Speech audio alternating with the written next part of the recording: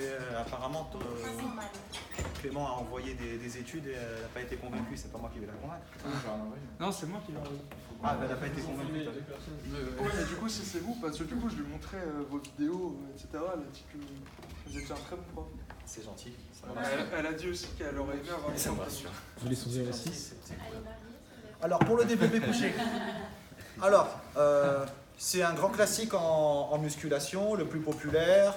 Celui à un moment donné où on fait le plus de bêtises des fois, donc il ne faut pas oublier les bases. On s'installe sur l'extrémité du banc, la barre en face des yeux. Alors les points de repère ici, c'est pas pour faire joli, c'est 81 cm, c'est la longueur officielle à ne pas dépasser lorsqu'on fait des épreuves de développé en powerlifting. Si on est trop large, on est avantagé, on a moins de courses à effectuer et on est plus fort. Donc on essaie de prendre l'écartement qu'on veut, mais jamais au-delà de ces 81 cm. Au niveau des individus, l'écartement optimal, c'est 2 fois la longueur biacromiale. Donc, biacromiale, c'est entre les acromions.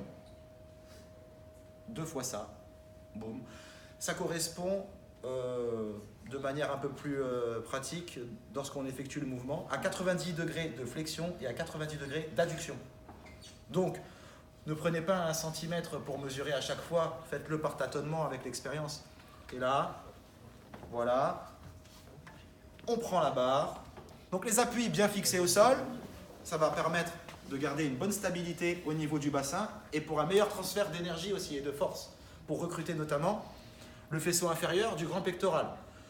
La lordose n'est pas dangereuse. Ici, il n'y a pas de contrainte sur les disques, on est en décharge, toute la contrainte s'effectue ici. Rarement, très très rare, vous pouvez montrer-moi n'importe quelle vidéo historique ou anecdote d'une personne qui s'est niqué le dos en faisant du développé couché. J'en connais pas.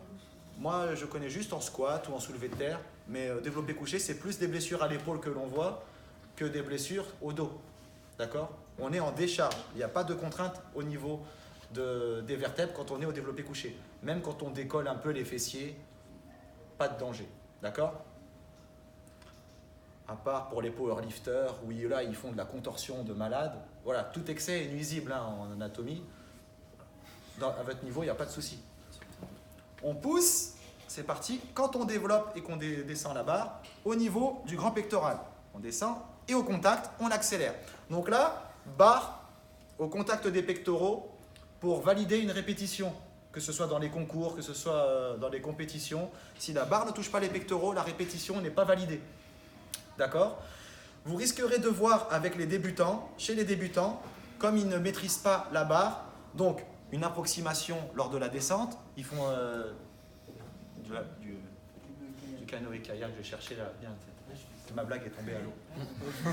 C'est pas mal, hein? Bien rattrapé. Ok.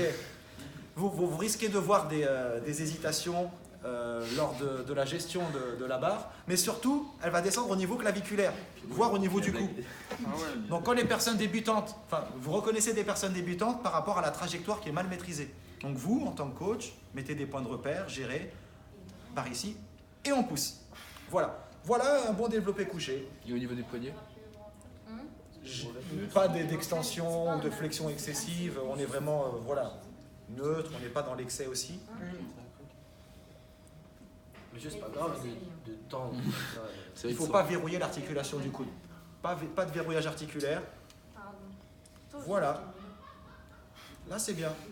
Et en gros, il ne faut jamais descendre au niveau faisceau supérieur du grand pectoral ou clavicule, parce que là, vous mettez en rotation externe, étirement excessif de l'épaule. Donc soyez entre faisceau médian et faisceau inférieur. Là, vous voyez l'angle? Beaucoup plus sécuritaire. Voilà pour le développé couché. Toujours les pieds au sol. Hein. Ok? Donc, on y va. Exercice. Mise en situation. Développé couché. Celui-là, on peut le faire aussi en guidé. Hein. On peut le faire aussi en guidé. La seule différence, c'est que là, le mouvement est guidé. Pas besoin de gérer la charge. Donc, si vous voulez initier un débutant au développé couché, commencez par les machines, ensuite la barre guidée, avant la barre libre. Les powerlifters qui font une hypercombo, c'est mauvais pour Je l'ai dit tout à l'heure. Ah ouais, non. Le pontage. Ouais. Ouais. Oui, enfin, Tout excès. ils créent vraiment cette hyperlordose, donc à un moment donné, Ils ont à, les épaules. à long terme, bien sûr, c'est dangereux pour la colonne lombaire. Eux, oui, mais ça n'est en aucun cas par rapport à la pression de la barre ou l'exercice en lui-même. C'est-à-dire qu'ils peuvent faire ça n'importe où, c'est pas bien pour le... Voilà, l'hyperlordose est mauvais à long terme. Vous connaissez les risques de l'hyperlordose? Parce qu'on connaît, on va dire, les hernies discales dues à des lumbagos par rapport à la flexion. Mais par rapport à l'extension, vous connaissez les raisons? On vous a dit? J'ai pas entendu, monsieur, la question. Les dangers de l'hyperlordose. Monsieur, on les a Les vus. lombalgies, les trucs comme ça. Bien sûr, les lombalgies, les sciatiques, mais liées à quoi? Parce que... Au niveau de l'articulation. Comment ça, lié à quoi? Je comprends pas la cause. Parce que là, par exemple, c'est pas le pincement de disque, contrairement à ce qu'on pourrait penser. Par exemple, quand on est flexion comme ceci, il y a des pincements favorisant les hernies discales, il y a le lumbago qu'on connaît. Mais quand on est comme ça, c'est quoi, on va dire, la cause qui...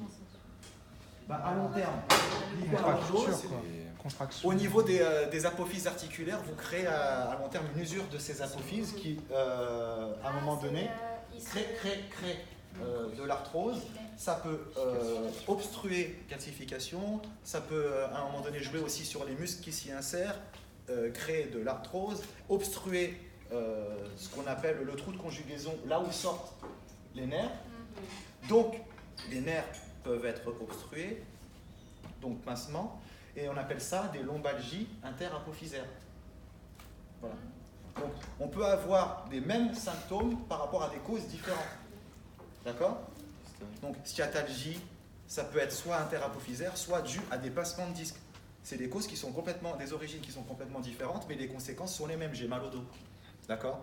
Voilà, c'était l'explication pour la différence entre les dangers de l'hyperlordose, c'est ça en fait. Voilà.